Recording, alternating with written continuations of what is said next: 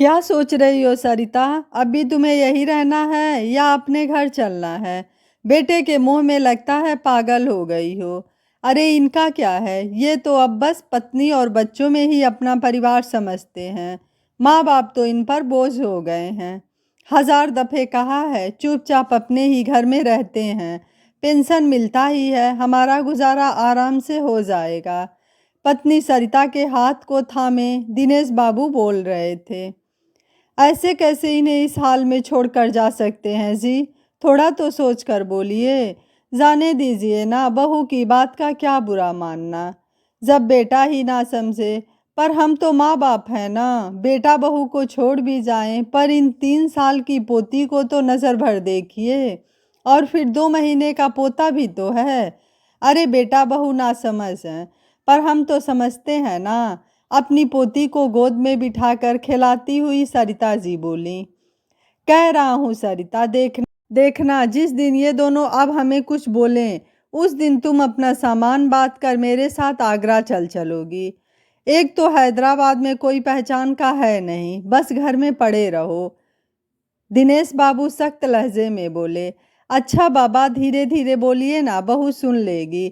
फिर नमक मिर्च लगाकर बेटे से कहेगी और फिर वो हमें ही जिम्मेदार मानेगा। सरिता पति को चुप रहने की मिन्नतें करती बोली। पता नहीं ये औरतें औलादों के पीछे इतनी पागल क्यों रहती हैं। भुनभुनाते हुए दिनेश बाबू कमरे से निकल गए। सरिता अपनी पोती पीहू के साथ उसकी तोतली बोली सुनकर बस हाँ हूँ कर रही थी, पर ध्यान सारा दिनेश बाबू के गुस्से पर टिका हुआ था।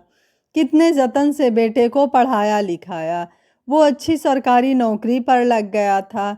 सोच रही थी बहू भी खोज कर अच्छी सी लेकर आऊंगी, पर बेटे ने कोई मौका ही नहीं दिया। अपनी पसंद की लड़की आरती से ब्याह की रट लगाए बैठा रहा।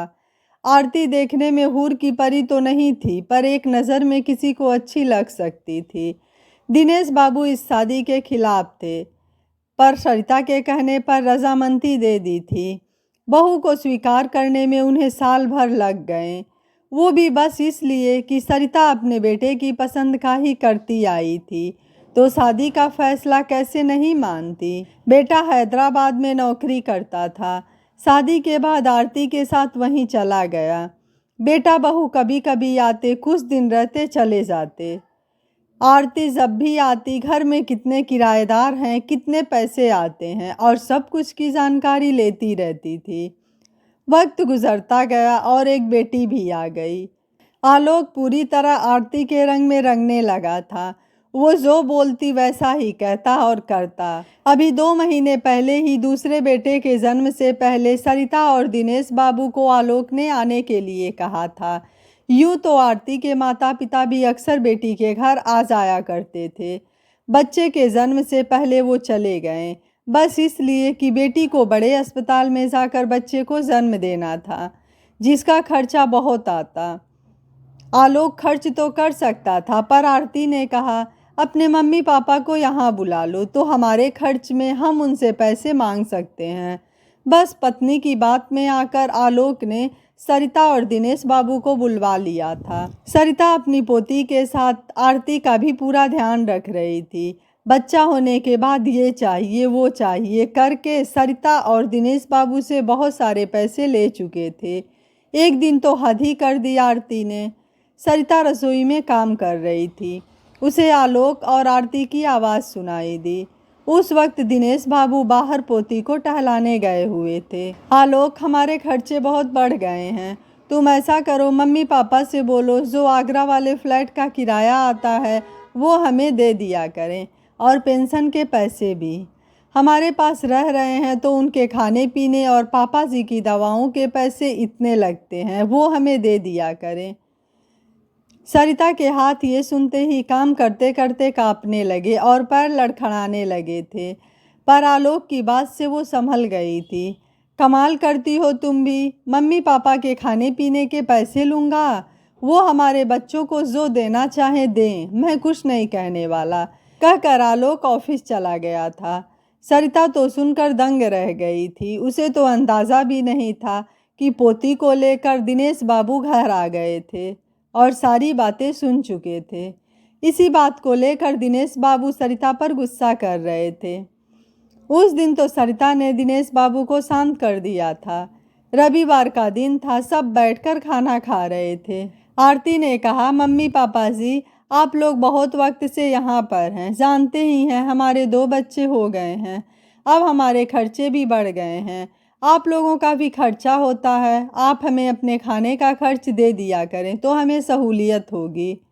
आलोक चुपचाप बैठकर सुन रहा था, कुछ भी नहीं बोला। अब हम बेटे के पास रहेंगे तो अपने खाने पीने का खर्चा देना है, हम तो कभी तुम्हारे आने पर तुमसे खर्चा नहीं मांगते। वाह बेटा, बहुत सही जा रहे हो, ये तो दूसरे घर से आई है, हमें अपना नहीं मान रही है, तू तो हमारा खून है। ये सुनकर भी चुप है। दिनेश बाबू आवेश में आकर बोले, पापा क्या गलत कह रही है, हमारे खर्चे बढ़ रहे हैं, आप दे दोगे तो क्या हो जाएगा, आलोक ने कहा। आलोक बेटा, लगता है अब हमारे तेरे यहाँ से जाने का समय आ गया है। सोचकर तो यही आई थी कि कुछ महीने रह जाएंगे, पर तुम दोनों पर हम शायद बोझ हो गए हैं। रही पैसे देने की बात, तो तू पैसे वैसे ही मांग लेता तो हम दे देते, पर हमारे खाने पीने के पैसे मांगकर तूने तो मेरी ममता को भी छलनी कर दिया। आप ठीक कह रहे थे जी, हमें उसी दिन चले जाना चाहिए था, जब पहली बार आरती ने आलोक से ये बात कही थी।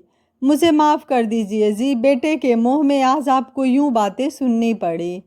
कहकर सरिता दिनेश बाबू की ओर गुनाहगार नज़रों से देख रही थी। दोनों ने फ्लाइट बुक किया और दूसरे दिन आलोक के घर से निकलने को हुए।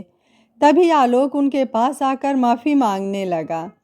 मुझे माफ़ कर दीजिए पापा, मैं आरती की बातों में आ गया। आज इस मुकाम पर आप लोगों की वजह से ही हूँ। पता नहीं मेरी मति क्यों भ्रष्ट हो गई जो मैं ऐसे बोल गया। बेटा, तू जैसा भी है रहेगा मेरा बेटा ही, पर आज तेरे बाप को समझ आ गया है, पैसों के आगे रिश्ते नहीं टिकते।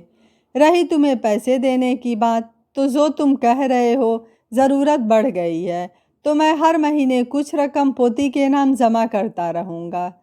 अब तुम जब हमारे घर आओगे, अपना और अपनी पत्नी के खाने के पैसे देना।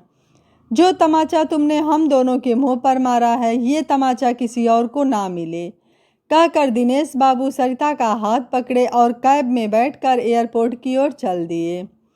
आलोक गुस्से में आरती को देख रहा था। अपने माता पिता का ये अपमान उसे अंदर ही अंदर झकझोर रहा था। उसने आरती से गुस्से में कहा, अब तुम्हारे घर से जो भी आएगा उनसे लेना खाने का पैसा, तब समझूंगा, बहुत सोचती हो। आरती अब मन ही मन अफसोस कर रही थी। पहला पति नाराज हो गया और दूसरा अब काम की दोहरी जिम्मेदारी उसे अकेले ही उठानी पड़ेगी। सरिता और दिनेश बाबू अपने शहर पहुंचकर चैन से रहने लगे, शायद ये सोचकर औलाद हो ना हो हम साथ हैं तो क्या गम है। दोस्तों, जिनके सर पर माता पिता का साया होता है वह बड़े खुशनसीब होते हैं, हमें उनकी कद्र करनी चाहिए। सरिता जी और दिनेश बाबू ने बिल्कुल सही किया। जब बेटों बहू के नज़रों में माता पिता का सम्मान नहीं है तो वहाँ रहने का कोई मतलब नहीं है। आपको यह कहानी कैसी लगी, आप हमें अपनी राय कमेंट ज़रूर करिएगा। वीडियो पसंद आया तो वीडियो को लाइक शेयर एंड चैनल को सब्सक्राइब कर लीजिएगा। Thank you for watching. मिलते हैं अगली कहानी में।